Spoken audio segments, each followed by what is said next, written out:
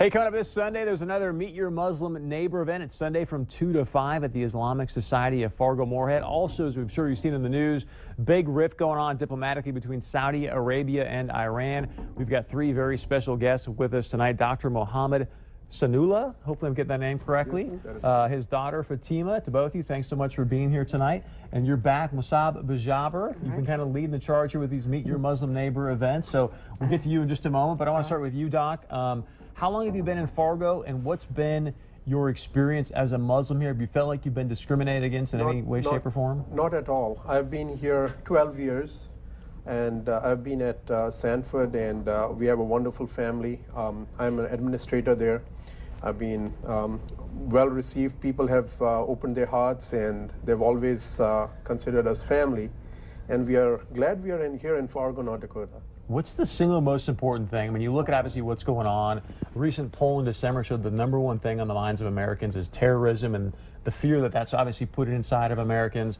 What's the number one most important thing you think people should know about the religion of Islam? Well, you know, it is so much media hype out there about terrorism connected to the religion, which in my opinion is not. It is like terrorists are terrorists, they don't have a religion.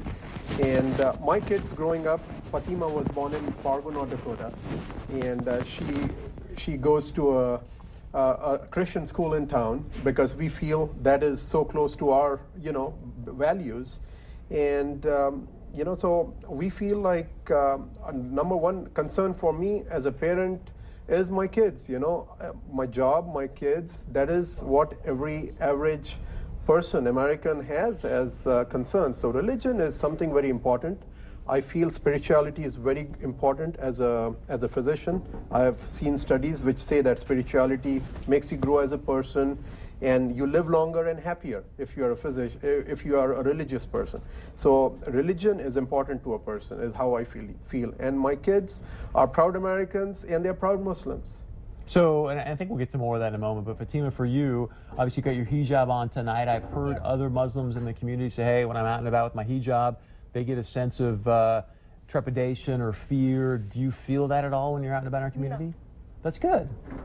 So do you have any sort of discrimination against you? Anybody going, oh, there's a terrorist because she's wearing a hijab? Or No. And I know you chuckle, but that's what I've had people tell me, and I'm like, boy, I hope that's not happening in our community, but I'm glad to hear that that is not happening for you. So is Oak Grove, have they been accommodating to you? And do you get, do you go out and pray 5 times a day and do those things? And so do they accommodate that for you? And if so, how?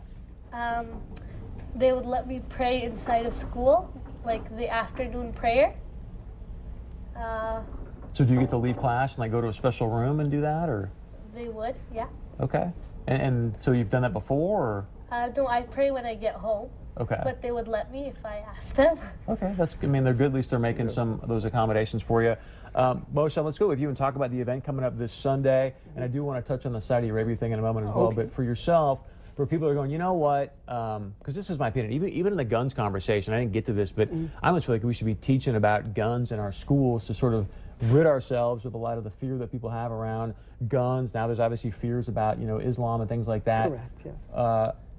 Couple things. Are people okay to show up Sunday and basically ask anything they want? And what do you want them to get out of the event? Yes, they are welcome to ask anything they want. They're welcome to join us, and eat our food, whatever we have, and just feel free, basically. The way we say it is informative, friendly, and just come over and be our guest.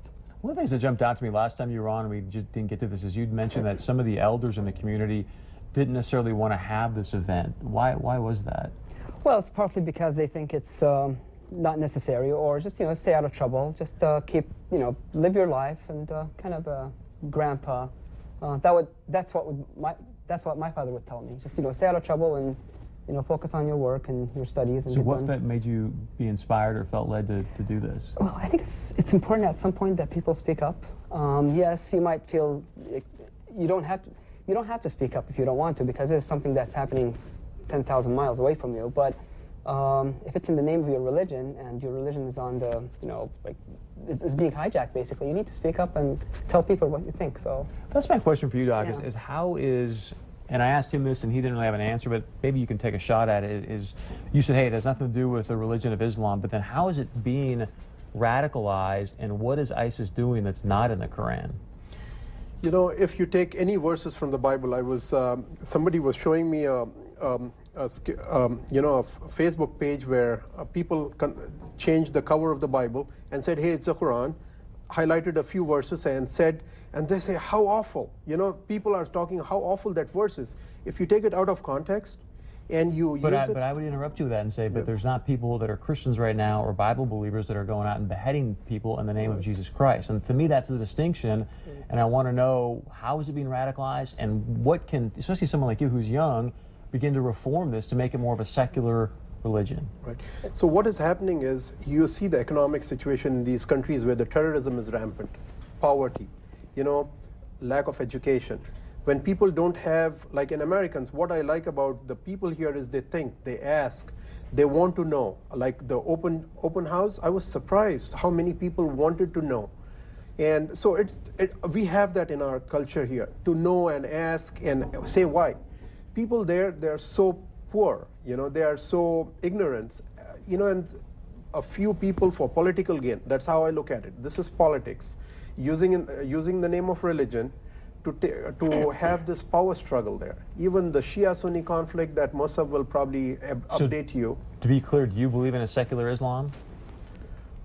Peaceful coexistence, Well, yeah, I mean, some people you talk to and they go, hey, you know what, I really believe that obviously this is the word of Allah, I pray to Allah, this should trump, you know, the U.S. Constitution, for example, and I need to lead my life based on what Allah said, not what obviously a bunch of man-made laws say. Of course, and if you look at the Constitution. Of course, what specifically, what do you mean? If you say the U.S. Constitution, it talks about, you know, freedom of speech, freedom to practice your religion.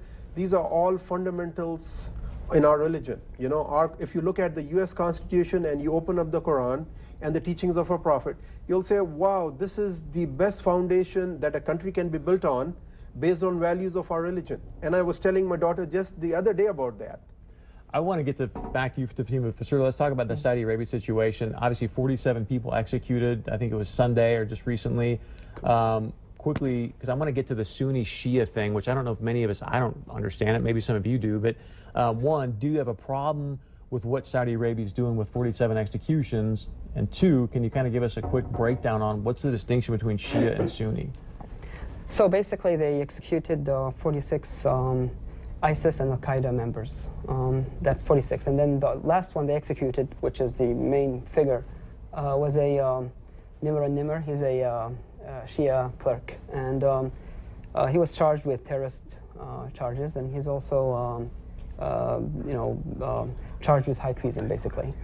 So they had capital punishment for all these people. And that's what happened, basically. But do you think that's an issue? Is that do you agree with what Saudi Arabia is doing with that capital punishment, or not? Well, it's a question of, is capital punishment the right thing or not? So that's open to debate. But to Saudis, most of them, they think that capital punishment is sufficient for those people. Al-Qaeda, they're very involved in terrorism. And then Nimr as well is very involved in terrorist activities. Let's talk about what's going on there, because it sounds like obviously this could be more of a tinderbox than the Middle East already is. Why is the Shia-Sunni thing such a divide, and what are the distinctions? So the distinctions, there are two things. Like, they're minor theological differences. They're not up to like core beliefs. But what we see mostly is politics. So we have Iran with the revolution in 1997, and they're trying to promote their brand of Islam, Shias, and they're pushing hard in the Arab nations, and Saudi Arabia in particular feels threatened by that. Because the distinction is the end times, correct? My understanding is that there's the 12 imams of Shia, and they believe that the Dajjal's already been born, and the Mahdi was hiding out, and now it's like the Mahdi and Jesus are going to come back and defeat the Dajjal, correct? Or am I? Yeah, correct, in a way, yeah. And how is it different from Sunni end times? Sunni, they don't believe in 12 imams. So there's no 12 imams. It's just, leaders are leaders, and life moves on until the end of times. That's basically what Sunnis believe in. All right. That's the main thing. Basically, the issue of the imams is the biggest issue. Fatima, last question for you, and I've got about just a minute left, but there was a fascinating article in the Washington Post. We had Azra Nomani on. She's actually part of the Muslim reform movement a while back, and she wrote a great piece about the hijab, because there's a lot of people right now that are out across the country wearing hijabs in solidarity. She said, don't do this, because the hijab actually, it stands in Arabic for a partition, which basically is sort of a sexist idea about, not giving women full equal rights. My question to you is, do Do you support people wearing hijabs in solidarity, or is it almost a way that says, hey, wait a second, this hijab thing can also be interpreted as somewhat sexist? No, I believe that you should wear the hijab. Why specifically? It gives you modesty, and it protects you, and that's why. Thank you. I just thought it was a fascinating, because she said, look, and correct me if I'm wrong, but the hijab is never spoken in the Quran as far as a piece of female clothing. It was more about a partition and things like that. So it was an interesting piece. Hopefully you guys can check it out. Thank you to all three for being here. Want to remind you again, Sunday, will all three of you be there Sunday? Correct. Okay, good. And, hopefully you I can will make be it in too, huh? Frisco, otherwise I would be there. Oh, So if you do this again, I will be there, okay? Oh, okay. So all hopefully- right. Well, we change it hopefully on the 10th just so we can, accommodate If you people who are can going move it there. to huh? another day, I will be there, believe me. So hopefully we'll do this again, okay? All right. Stay with us. We're going to get to some of your points of view, and I want to remind you again, 2 to 5 on Sunday, if you want to head out to the Islamic Society of Fargo Moorhead, meet your Muslim neighbor. We're going to get to your points of view right after this.